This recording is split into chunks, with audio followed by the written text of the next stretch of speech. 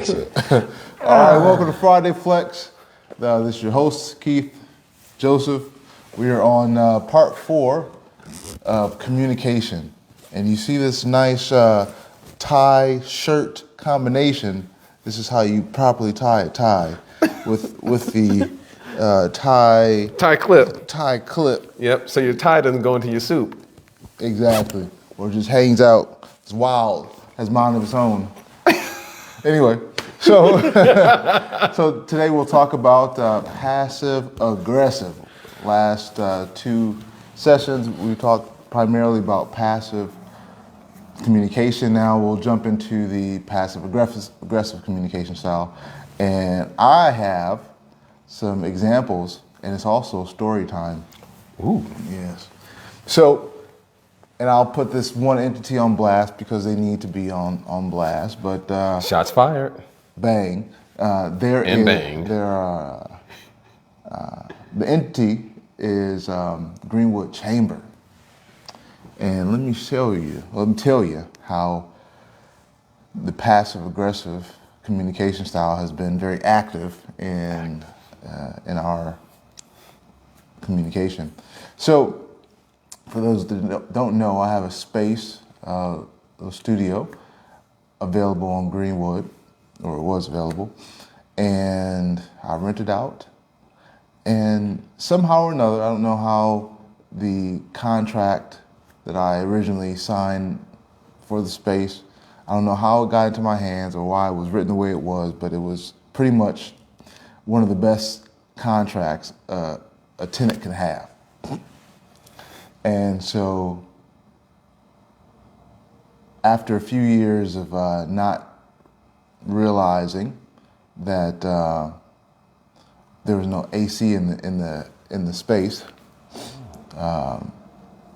and coming to them, the chamber, to talk about the problems, I noticed this passive aggressive nature start.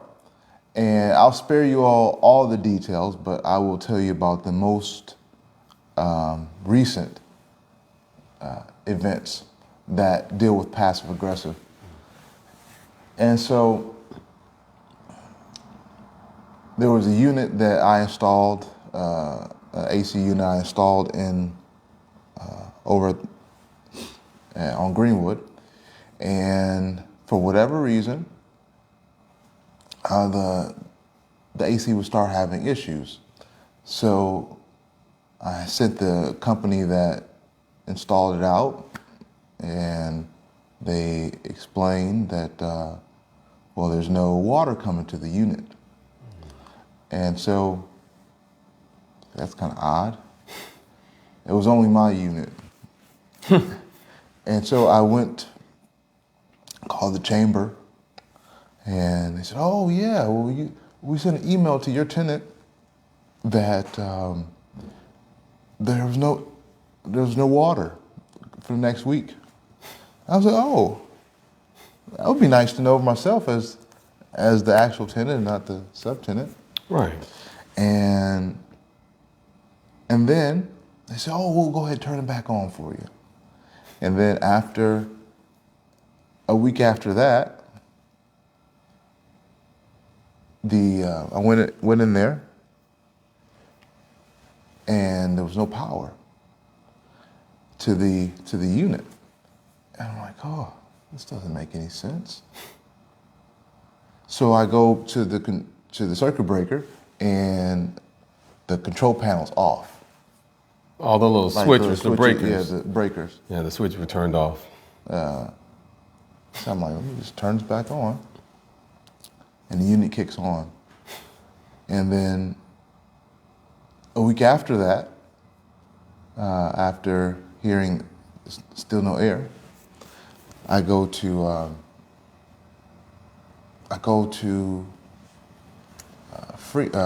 Larry, who is one of the ghouls that works for the chamber. Larry, Moe, and Curly. Yeah. Yeah. And I go back to him. I'm like, "Hey, it seems like it's off again." He said, yeah, we sent an email to your tenant, and it may be fixed this week, maybe fixed next week. And I'm like, she doesn't have heat. I'm sorry, doesn't have air. And I get this, so I realized that I think I'm having my leg pulled. I think I'm being deceived right now. So I sent an email with everybody, all the members of the chamber. I said, hey, this is a problem. I will need compensation if this does not fix itself. I said I'm going to need compensation anyway. Mm-hmm. And I mentioned the use of potentially using illegal a lawyer. No response. Absolute zero response. And in the most passive aggressive way, I get an email from a different thread, the chamber email that goes to all the tenants instead of like individual emails, people, and it says from this date to that date there'll be work confirmed, and pretty much that's what it is, and there's nothing we can do about it. And I decide it's time to really, I've already used my voice, tried to be reasonable, and then they ignore me, then they send a message, and not trying to facilitate what's happening. And I just said, I'm just gonna have to take this to an attorney. And I think that there's this article that I'll kind of bring up some points from. However, unfortunately, there's a large percentage of us who communicate in a passive-aggressive way. And it's extremely unprofessional in business to be passive-aggressive. One should be assertive, mindful of what they say, but also assertive, and they get your point out without having to be unnecessarily wordy or aggressive, or just be direct. Just to advocate for oneself. Yeah, just advocate, yeah. Without being aggressive. And if I think back with the same entity that I was having problems with, there's been history of passive-aggressive kind of tendencies. One in particular that was probably one of the shadiest things. I mean, this is shady now, what I previously explained, but behind my back, the chamber would go to my tenants and let them know, hey, so Keith is, Keith can't really do subleasing, and this is, and he's on a month to month. He doesn't have the ability to sublease, and pretty much just send us the checks from now on. Sign a contract with us. And I was thinking to myself, how do you fix your mouth to say something so ignorant? And there's an example in the article I'm going to read about passive aggressiveness that explains that one of the tactics of passive aggressiveness is complaining or complaining to others and not directly. I know what you're talking about. Yeah, not directly speaking on it. I'm not going to say any names, but we've seen that. Well, we know a thing or two because we've seen a thing or two. I mean, I'm not sure if what you're particularly talking about, but even in terms of just, I was just thinking about past some of your past employees. Oh, yeah. I can say some things. I won't. You don't names. necessarily have to. I won't say because names, but just examples, just to give examples. But so another example of passive aggressiveness and the under the guise of complaining to others. So one of the things that happens is that when we're complaining to others and not directly talking to the person, we're passive whenever it comes to that person. If that person's in front of us, we're extremely passive. We don't even. You're safe. We're from Detroit. You don't necessarily share with the person you're having issues with. You don't share with them verbally or non-verbally that there's an issue. So there's no communication. There's no communication.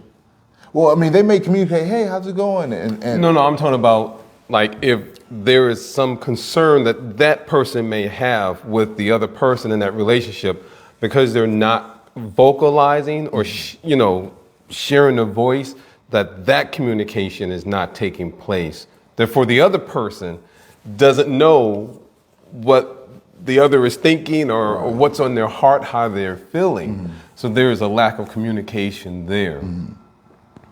Passive. Well, I just noticed your hands are well moisturized. Look at that. It's amazing. Look, we can moisturize, brothers. But not double wagons? I thought you shouldn't have said that. It's going to come back and bite you in the back. In the wagon. In the wagon. So double wagon. Okay. I'm sorry, you guys. And so so passiveness, yeah. So you're not communicating effectively. You're not sharing what's really going on with the person that you're talking to. But with everybody else, they know all the details. Oh, this person did that. Mm-hmm. They didn't do this. Yeah. And when it gets back to the person in question, it's like, I wish somebody would have said something to me, mm-hmm. and not just completely take the opportunity for me to work on something out of my hands. Yeah. But now I'm over here looking stupid or whatever one may feel after being ousted by someone they thought they were close enough to communicate about things like this. Mm-hmm. And you'll see that a lot in work environments, mm-hmm. because people don't necessarily want to lose their job for being confrontational, which is, I get it. Mm-hmm. If you have some level of hostility that you don't know how to properly curb,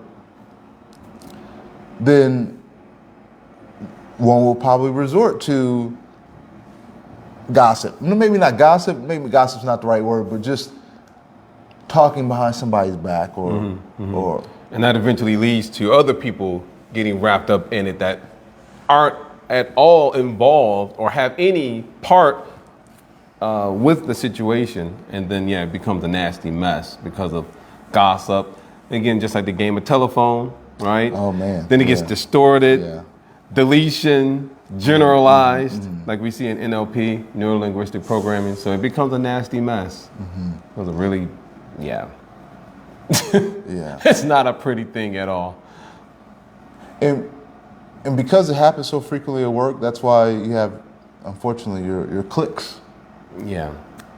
Because there's only instead of addressing that one person, you found a community where other people can also gripe with you about other stuff. So you click with this, and it may not be griping.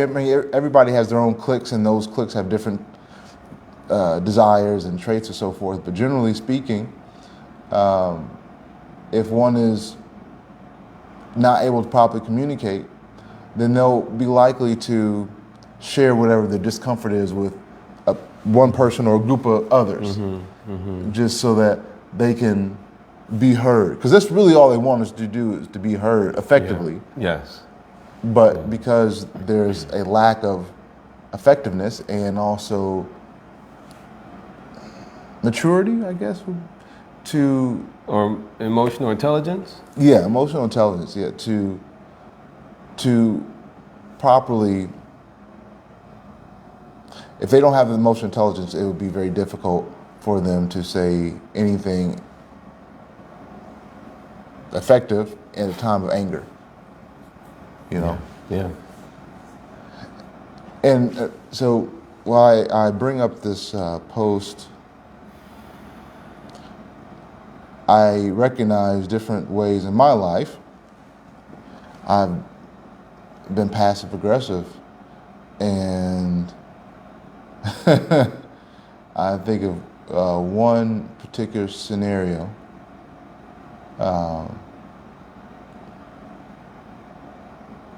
So, see how much information I should give. So I was in a relationship in which it was understood that there was a team, kind of like a team type of effort together. And one of the things that, as a team, especially when there's a lot of responsibility to be each other's team member,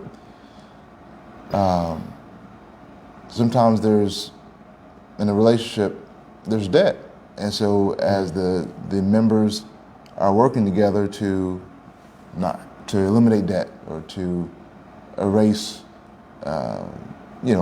anything that maybe you do. And so I remember trying to motivate my partner at that time to get a job. And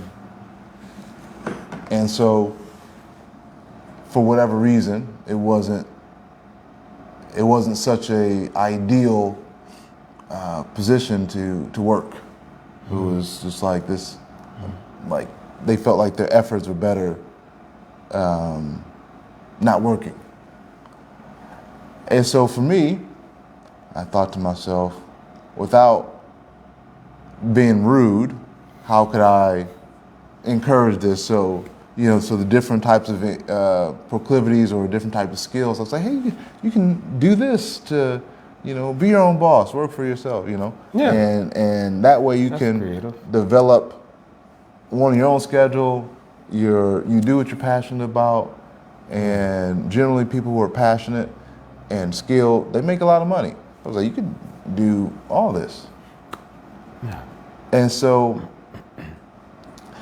this is how the passive aggressiveness reared its head in the relationship. So I would literally, thinking that I was being supportive, I always encourage, hey, did you go to this place, to talk to this person, or did you, build your own flyer? Did you do these little things to just help get you to where you want to go? Right. After a while, I noticed that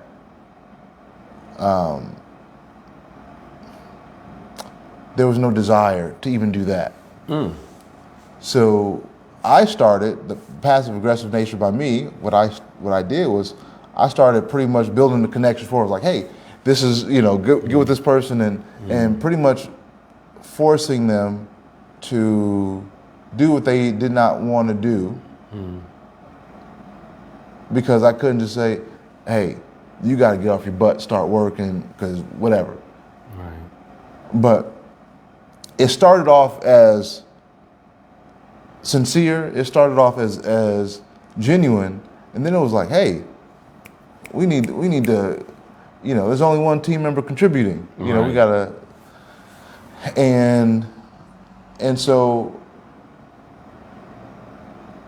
if a person doesn't feel comfortable to be blunt, then most of the times their actions are going to come off aggressive, passive aggressive, because they get to the point of where they're okay to do something or they say something like, hey, they set a boundary, and the person is not respecting their boundary even after they said it. Instead of like completely confronting them, then they'll act in a passive aggressive way to channel that or to let out that frustration without being blunt or straight to the point. Colleen said something, hey sis, said this is very helpful to address because people don't talk about this and how harmful it could be. And I noticed different areas at different times of my life in which I didn't have the emotional intelligence in which I have now. Still work in progress, still working on it. But I realized how common in my repertoire of communication passive aggressiveness was. And a couple episodes ago, you mentioned passive aggressiveness kind of rearing its head in your youth or as a teenager or just early communication style. So I was going to ask you, in what ways do you remember your passive aggressiveness coming out or rearing its head? Or should I say? Are you referring to the DMX phase? That could be it. That could be it. That could be it. That could be it. Yeah. Or whenever. I mean, because as we're talking about passive aggressive, I'm trying to give an example so we can see how, even in those situations, we've in our own lives we've done something like that. Yeah. So, I was wondering what things you can recall that you're like, yeah, that was passive aggressive, or I probably could have been a little bit more direct. You know what I mean? Mm-hmm. Yeah. Before I dive into those thoughts, just to go back to what Colleen was mentioning and sharing in her comment there, and regarding how this is very helpful and very important to discuss passive aggressive forms of communication, if we want to call it a form of communication, because it's still communicating, but it's just bypassing, or being passive. So, and how harmful it could be in many ways is that, as we had discussed again, we generally say this a few episodes ago, or even just through neuro-linguistic programming, NLP, is that when we have a negative thought in our mind, maybe we're frustrated, angry about something, perhaps we, for whatever reason, being passive and not, I don't want to necessarily use the word confront because it may sound a little aggressive, but we'll just use the word address. To properly address a situation, and then because we, again, aren't doing that, we fail to do that, we're being passive, and we're just harboring that within ourselves, even though it may, again, it's important, I don't want to say that it's small, but eventually it grows into something that can become uncontrollable, meaning we may get so, like you have a hot pot of water, right? But then as it gets hotter and hotter and hotter, it starts to boil over, right? And hot water just shooting out in different directions. Like it could become more dangerous because it is not addressed even in a timely fashion. And so what generally happens with most individuals when we have this frustration, this negative thoughts, this negative energy in our minds and our heart because we're not able to get things out, it builds up. And sometimes it may get to a point where it will eventually erupt like a volcano. Yeah. Right? And we may unfortunately unleash it on someone in the wrong way. Yeah. Right? Angry, frustrated, what have you like that. I'll give an example won't say any names, but just keeping it simple, is that, you know, I'll just say the name anyway, because actually it's beautiful in terms of how it was recognized, right? Okay. So, and you gotta give credit to those who are always working on themselves too. So, my mom was sharing with me about a month or two back that when she was at work, this years ago, I'm just a little guy, you know. Little tyke. Little tyke on a bike. So I'm just a little guy. I don't know about no little tyke, just a little guy. And there was something that took place at work with management or someone. They spoke a certain way, which could have been a bit harsh to my mom. Okay. But she did not address it at that time, and she didn't realize how it affected her till later on when she got home. And then it was expressed to myself or maybe to my sister in the way of like some frustration or something. You know, maybe as a kid, again, as kids, we're gonna play, we're gonna, you know, do certain things. And so if someone is feeling frustrated about a situation, and maybe whether they realize it or not, it still has some effect, right? And then it comes out, and then seeing how it affected us as children, and my mom realizing and catching it, and she was like, you know what? I am so sorry. Like she had the intelligence to catch it, timely, same day, apologize, and then she took it upon herself that, you know what, I'm gonna go right back to work, referring to the next day, and talk to the necessary individuals to resolve the situation. Yeah. And so that's what I mean in terms of, not that she was trying to be passive aggressive on purpose or anything, but just stating how when certain things come up and if we're not able to address it, how we may hold on to it for some period of time. Right. And eventually it could boil over to something big where we will unleash it onto someone else. Or we may unleash it onto ourselves in the form of, one may say, emotional eating. You know, because we may associate food with comfort and happiness. And so we may take it as, let me just eat my way through this problem.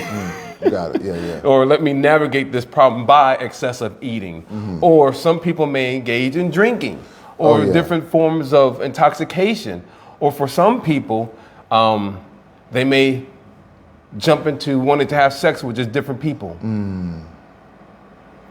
Because they're not able to address whatever is taking place within them. Yeah. And so they feel that, let me get some relief or release from this, but it doesn't solve the problem.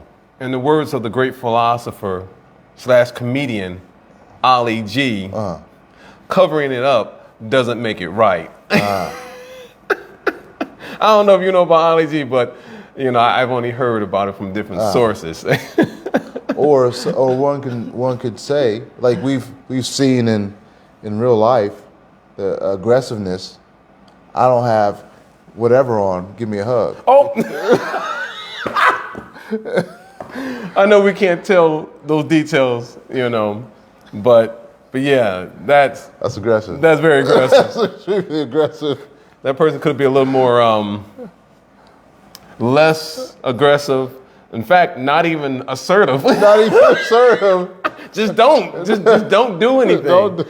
Don't assert yourself. Just don't say anything. Don't assert yourself. Just keep it to yourself. Just keep it no to one yourself. needs to know it. There are some things that should be kept as a secret. Yeah, just like Victoria. Just fill your grave with that. Right.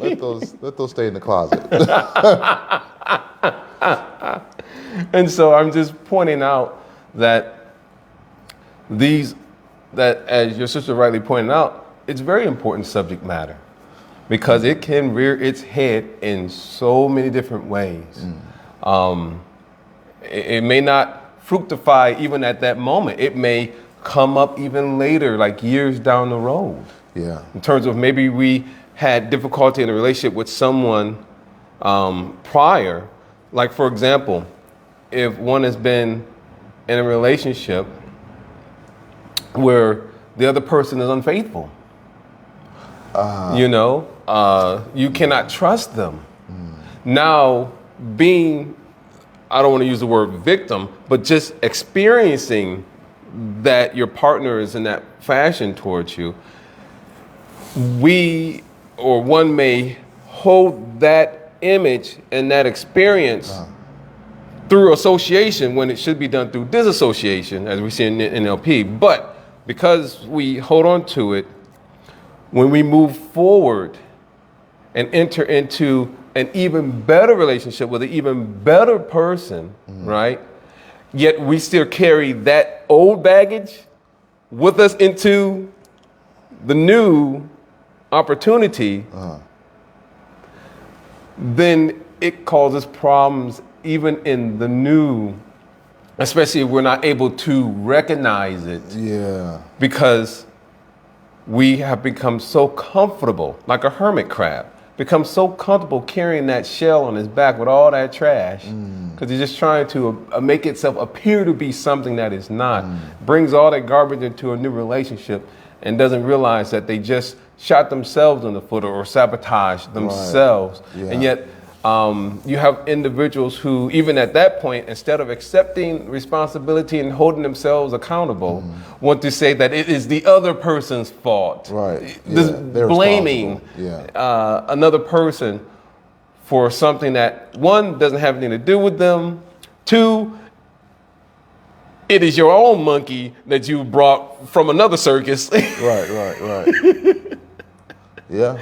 And you didn't try to get rid of that monkey back then, but you tried to throw it on someone else. So it's just, again, just pointing out or reiterating that it is actually very important to address these things, because we end up unleashing it, or we're trying to vent, but all that venting does not solve the actual root problem. And there may be situations where something happens, meaning, let's say that a beginning, like situation where there's some passive aggressive situation going on with somebody, and maybe it's someone you might care about, but because it was never resolved, that person passes away and you never get a chance to address it. Now you might feel stuck with this unresolved situation. So then, even in a situation like that, one may say, well, then how does one even address that? Because, there are some people that, we may be fortunate to resolve things, we're still alive, but then again, there are unique situations where that may be the only time you see that person is just not resolved. And so, of course, physical therapy, right, or professional help is going to be extremely critical, because there may be things that are so subtle we don't recognize. Yeah. In terms of, now that I've said that, I had to get that off my, I just wanted to share my heart, that's all. Hey, proceed. But in terms of when I was younger, things that were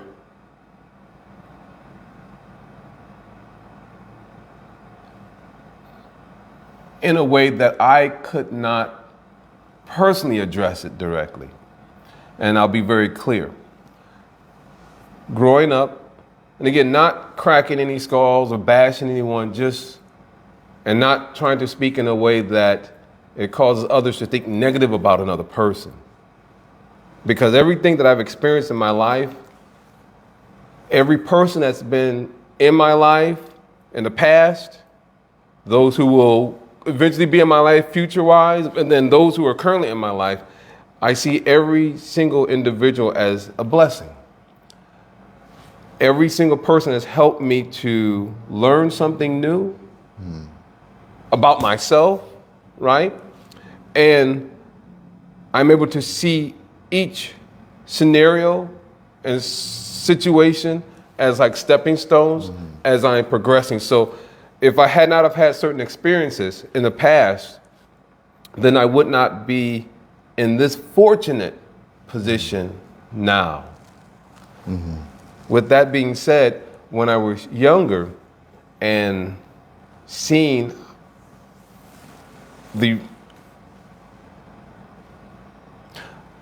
my dad was the type of person that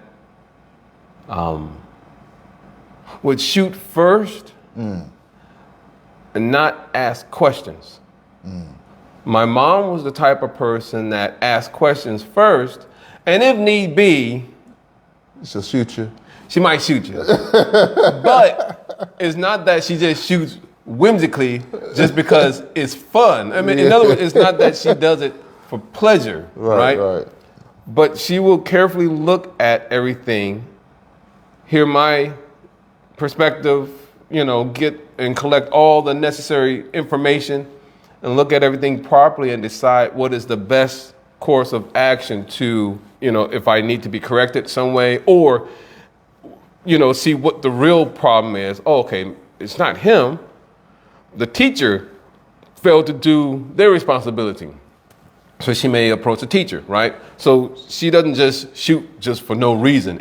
If you got a whipping from her, that meant you actually really earned it. So I didn't really get any, whippings from her, maybe like one or two. I was just self-disciplined. I just told her, Mama, I could whip myself. I can whip myself. I'll take this belt. I'll take this. No, don't worry about this. I'll handle it. I will never do this again. Shut up. Ever. Stop all that crying. I'll put you in this world. I can take you out. Thank you. Give the belt back. And it hurt me more than it hurt you.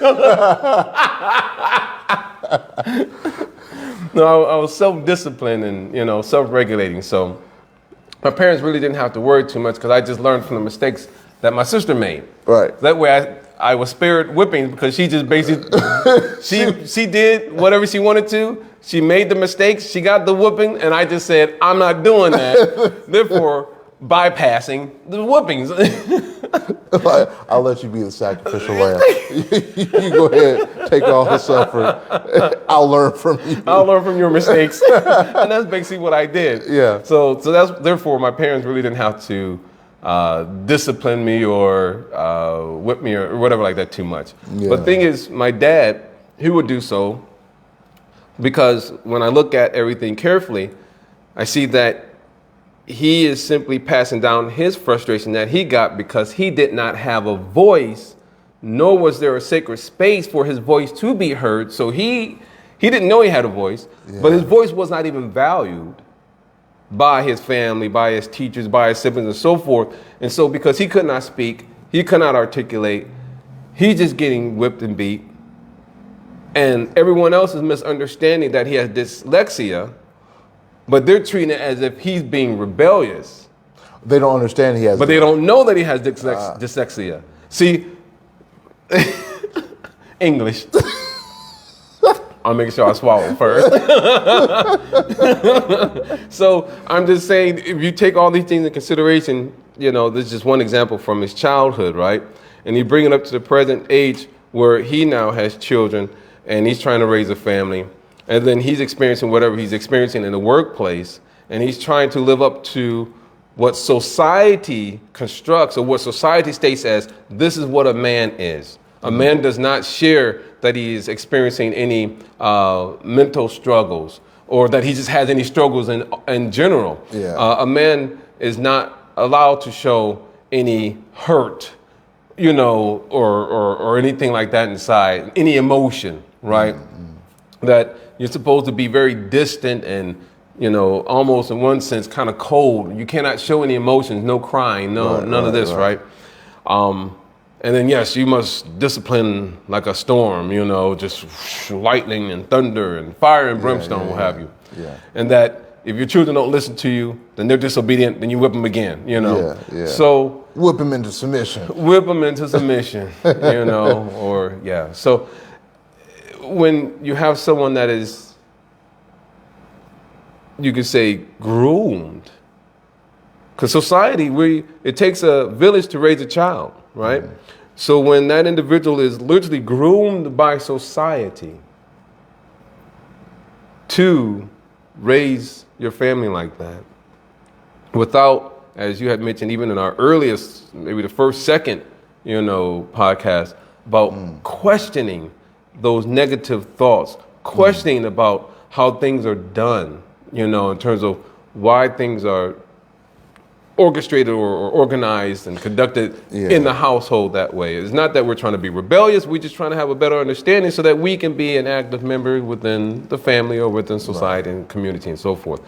And so because those things aren't done, again, he has all that he's still struggling with. And then, of course, as I mentioned before, things that are in the workplace and not feeling like he has a voice there, not feeling like he's being heard, And so, again, all the frustration, maybe losing a job, not able to keep jobs, so constantly going from one job to another job every other year or whatever like that, or after so many, 12, 16 months, it seems like you're just bouncing around, right. like a ping pong ball or what have you, or a foosball. Yeah. And then feeling not like a man, because society says this is what a man is, but then you're not living up to what it means to be a man in terms of what that standard is. So you feel less of yourself. You feel devalued and, what have you.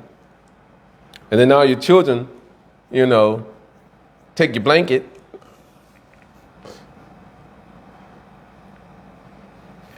and then, of course, you feel frustrated.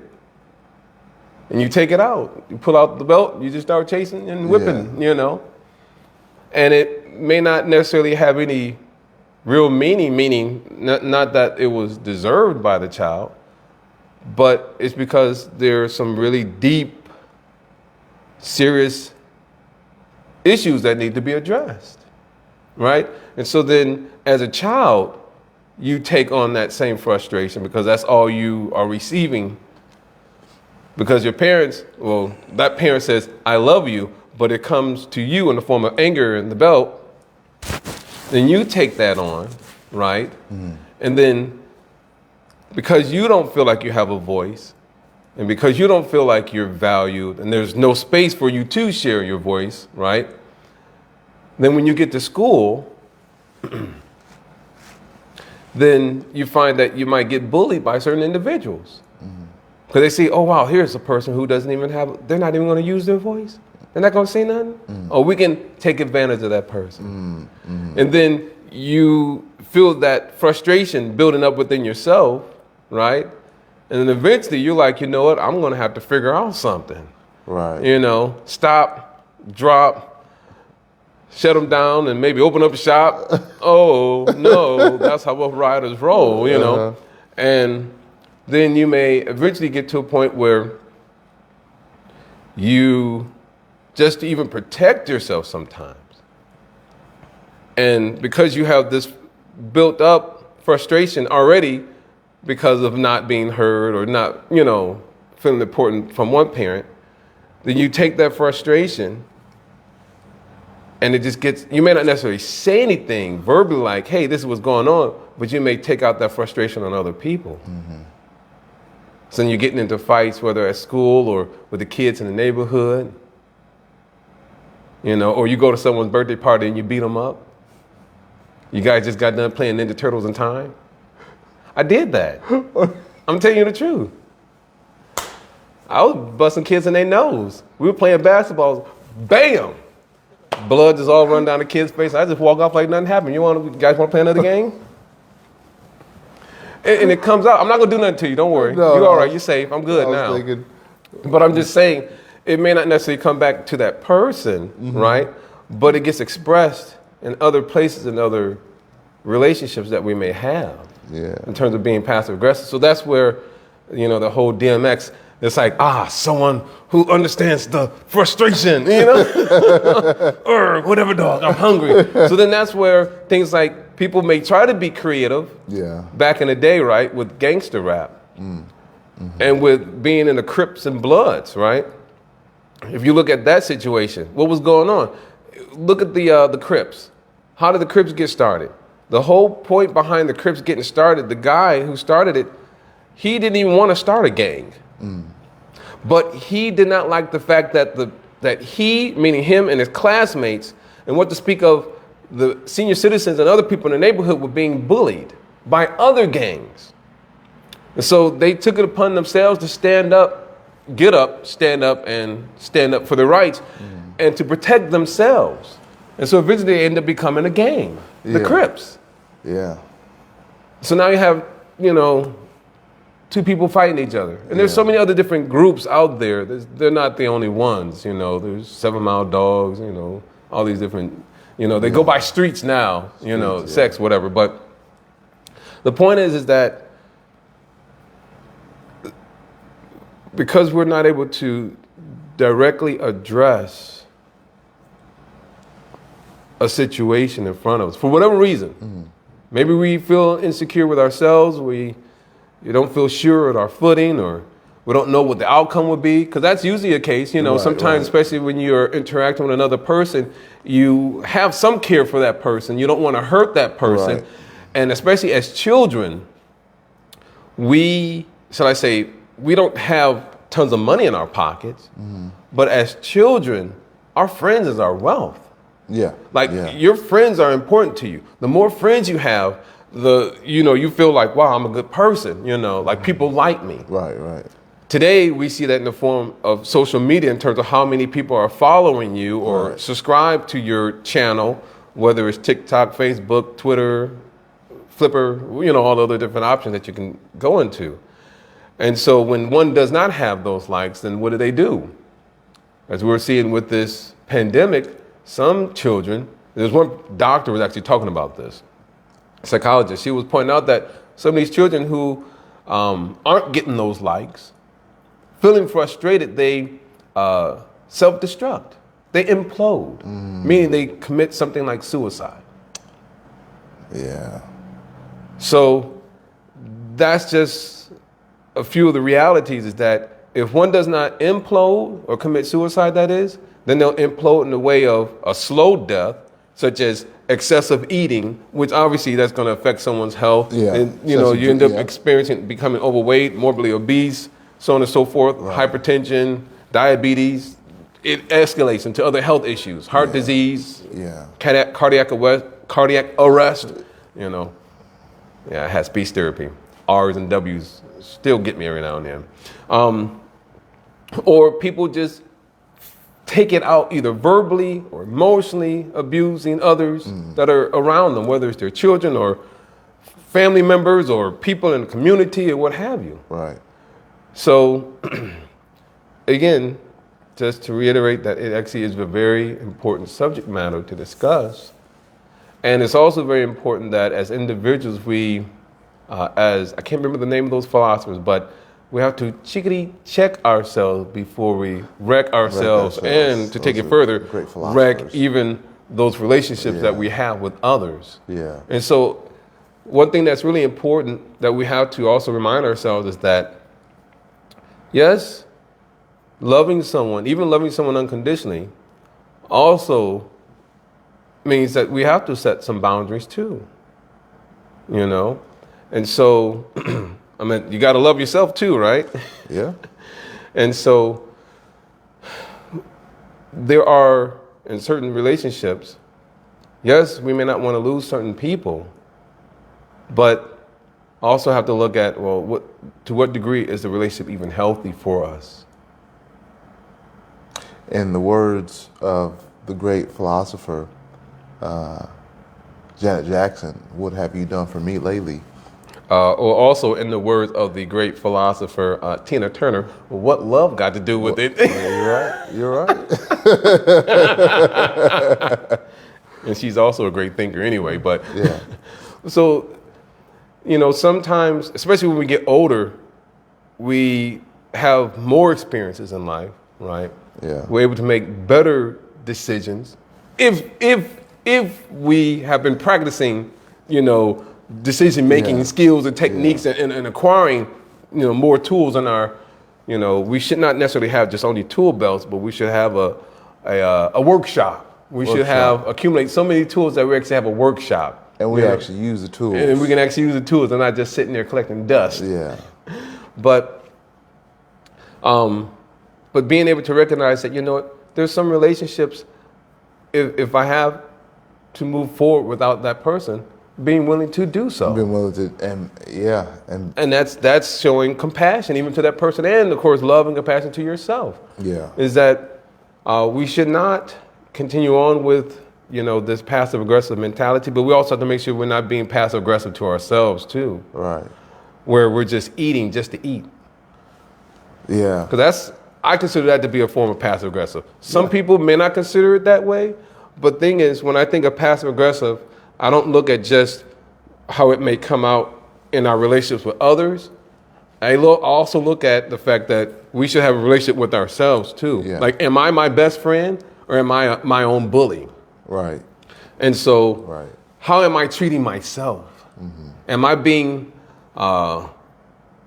passive aggressive to myself? Yeah. Meaning, if I know I need to do something, but then instead of holding myself accountable, responsible, you know, and I take it out on myself in some other way, Yeah. you know.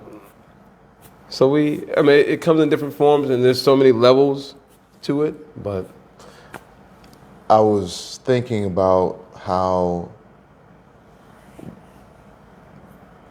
a person may use someone else as an outlet for their passive aggressiveness. yeah, like a punching bag. Yes, I'll give an example. Hold on, there's a couple comments. Let's see here.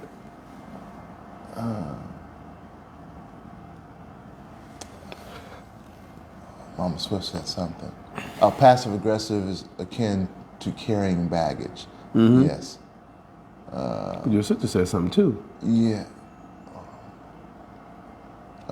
Yeah, so Colleen said, Teriyaki.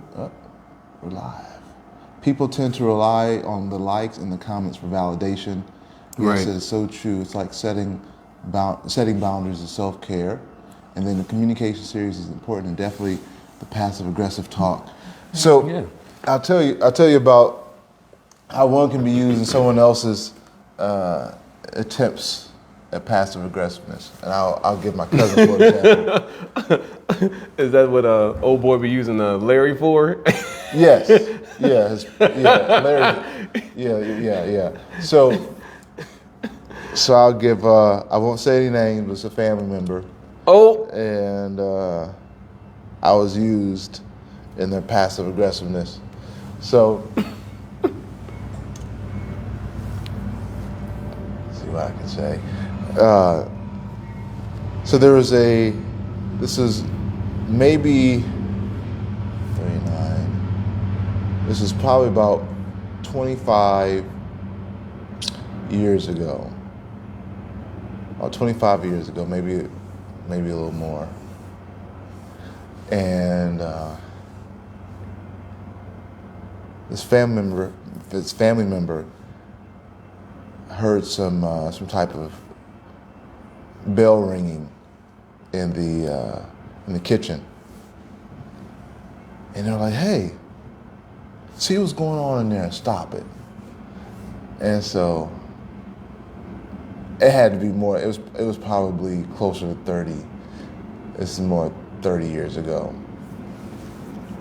And so me being like, "Oh yeah, I'll go ahead and stop this bell." So I find the source of the bell, and I yank it out their hand and run.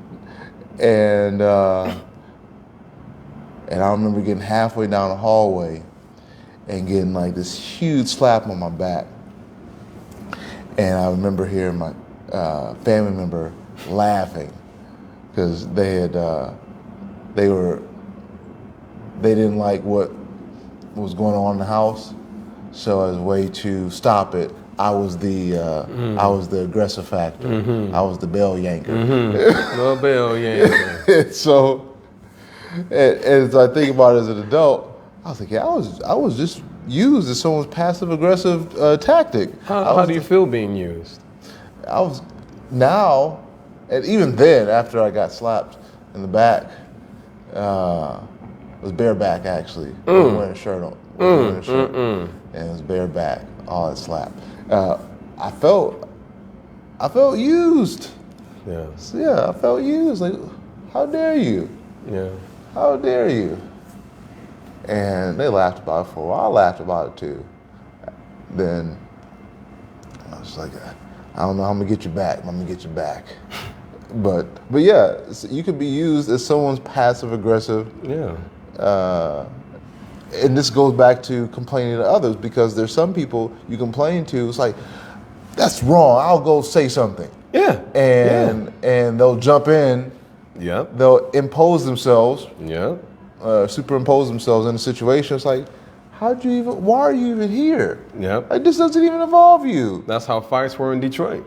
You fighting with one person, but then maybe you beat them up, whatever like that, or it's unresolved stalemate, and then they go and they tell their cousin or one of their friends, and it just escalates into something bigger. And you're like, who are you? And why'd you push me? You pushed my little brother. What are you talking about? Who's your little brother? You know? Yeah. It becomes a mess. Yeah. Yeah. And so I was, even though we didn't even get a chance to read any of this. No, like, we really. didn't. Even though I know you were opening it up too. I was like, to read it. We're gonna get into this, and then, but we're almost out of time actually. This may have to be a part 5. But anyway, I was thinking about the song you were singing yesterday, and on my way here, I was like, that's actually kind of passive aggressive. And it's the song, I don't know. Walk On By? No, I don't know who, you know who the artist is. It's like, walking in the rain. Oh, yeah, so that's Orin Jones and Orin Juice Jones, and I saw you and him walking in the rain. You were holding hands, and I would never be the same. And I was like, man. When I got home, I took all your credit cards, like to cancel them. Yeah, give me that coat. Give me that coat. All this fur. I gave you things you couldn't even pronounce. You without me, it's like cornflakes without the milk. You just a squirrel trying to get a nut. Wait a second. Put that coat back. Yes. Diamonds and sapphires. I gave you everything. Yeah. Taking it back. Don't you go in that room. Everything you ever own, I put in that closet, the guest room. Take your stuff and you can go. Go back with that hush puppy wearing.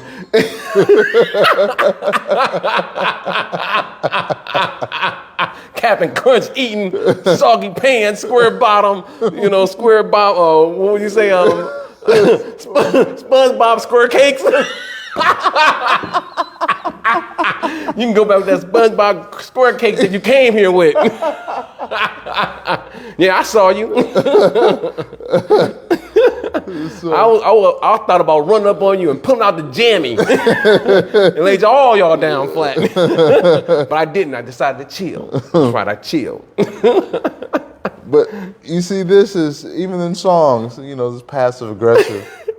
Out here stalking somebody, that's pretty aggressive. He wasn't stalking, he just happened to come across.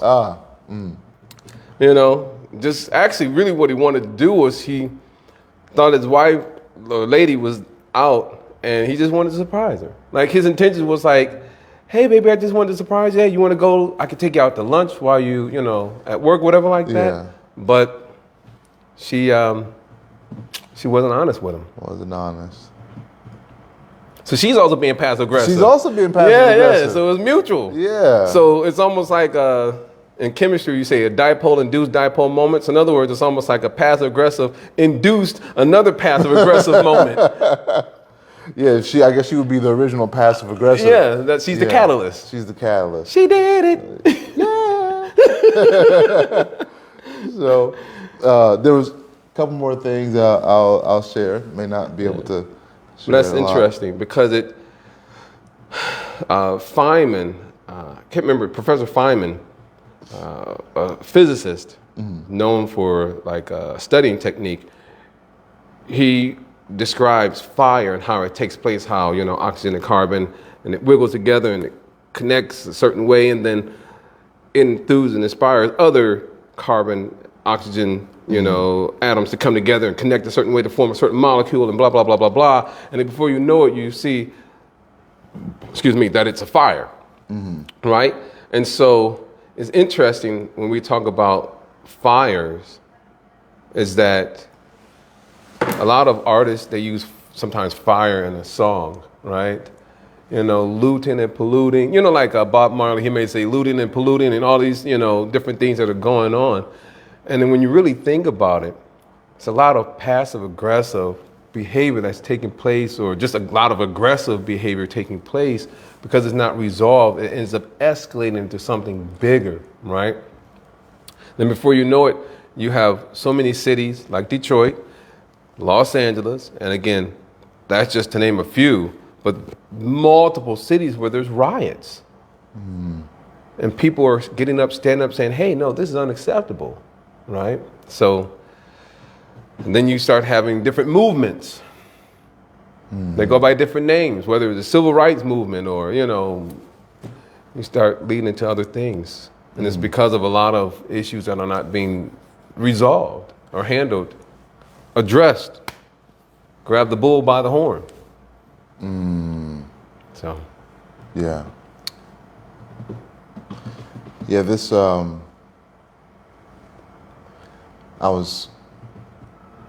may have to bring this up in the next series, but I was thinking how even in spiritual communities, passive aggressiveness is all the time. Yeah. Even when they're supposed to be having meetings in terms of how they can come together that much better to improve on how the team is functioning together, so that they can render even a better service, right? And uplift and support and nurture and nourish each other. Instead, we use it as an opportunity to just vent our frustration and anger. And you got people yelling and screaming at each other. And so there's no growth there. It's just further destruction. I was thinking about oftentimes, because in most communities, spiritual communities, there's one's attire. And sometimes you'll hear others say, oh, you see so-and-so wore this and so-and-so wore that or didn't wear this. And this gossip complaining to others because one doesn't have the ability to properly, effectively communicate about what the issue they actually have. So they say, oh, so-and-so, she's, you see the cleavage, or you see him, he's not wearing drawers. Cleavage.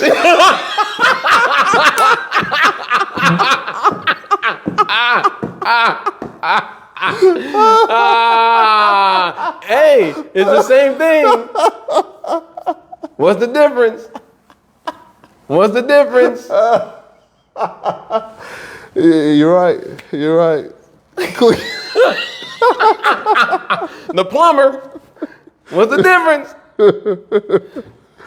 So, I forgot what I was talking about. So, you were pointing out how some gossip may take place in certain communities, especially spiritual communities, based on how another person may dress.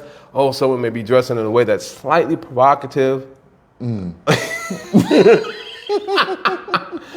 But I'm just going to be, sprinkle in some holy water in that situation. And by saying, to what degree are we as an individual wanting to be a part of the problem? Or to what degree do we actually want to be a part of the solution? I remember one situation where there was one lady at my home temple, and more or less came off the street, whatever. She was wearing a sweater, and I'm a monk, and she was extremely top heavy, but she was wearing a sweater with just buttons and nothing else. So, not trying to draw or paint any pictures of look like two people fighting or whatever like that. But I understood the situation because one button was like screaming to keep itself together. Because if that one button popped, it would have been pandemonium. It would have been, Yeah. it would have went from PG to Circus. Barnum and Bailey, Wrangling Brothers. So I was able to, in a wonderful way, had maybe a shawl that I was able to get her, so she could wrap up like that, and therefore, and I can't remember exactly how I articulated it, but I said it in such a way where, it was understood and she appreciated how I went about it. Cover their wealth. And that, she didn't feel disrespected or anything like that. And she stayed and, it didn't create a 3-ring circus. There's no big tops. High tops. No one there was no pitching of any tents. So, yeah. But yeah, someone could have just been harsh and been like, what are you doing here? You can't be appearing in this fashion and yada, yada, yada. Yeah. You have to understand, like, this person probably didn't understand or realize the situation in terms of that how they were dressed, that button was struggling. Like, it was on this last thread. They say the last leg of was shaking. That thread, you can hear the fibers screaming as he was trying to keep that button. That's all she got, Compton. I'm telling you, if that button was a pop, oh man, it would have been a mess. But no, everything got resolved in such a way that the person did not feel disrespected. They felt respected.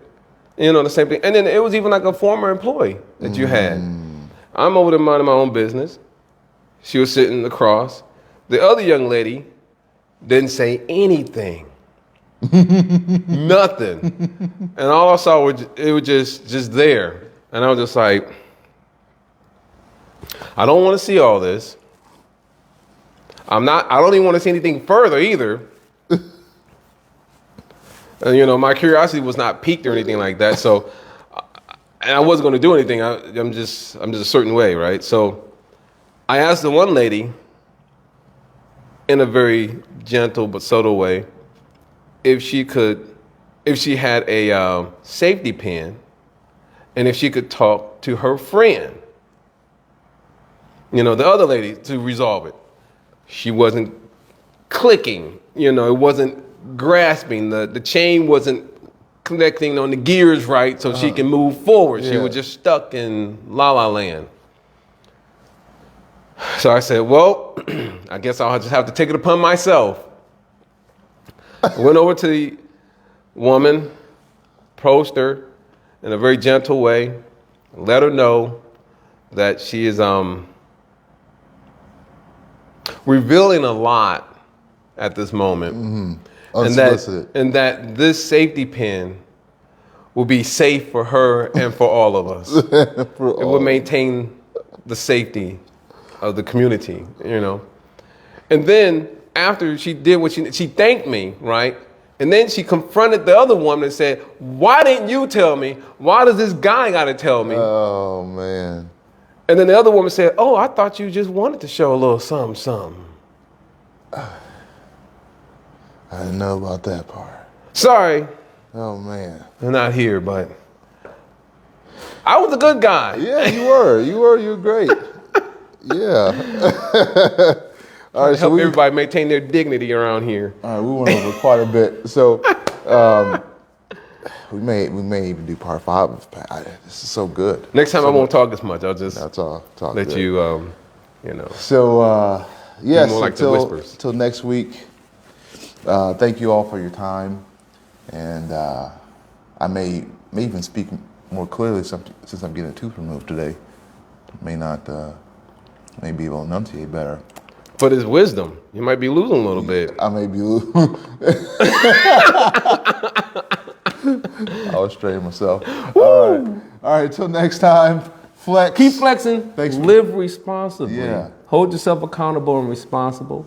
And moisturize. Moisturize. Yeah. Not only on the outside, but stay hydrated. Drink Moisturize plenty on of the water. inside. Because by staying properly hydrated, and that way your blood is not thickened. Mm-hmm. That way your heart doesn't have to work harder than what it needs to. Yep. You can keep your blood pressure low and stay healthy. Stay healthy. Stay Cover healthy. your cleavage.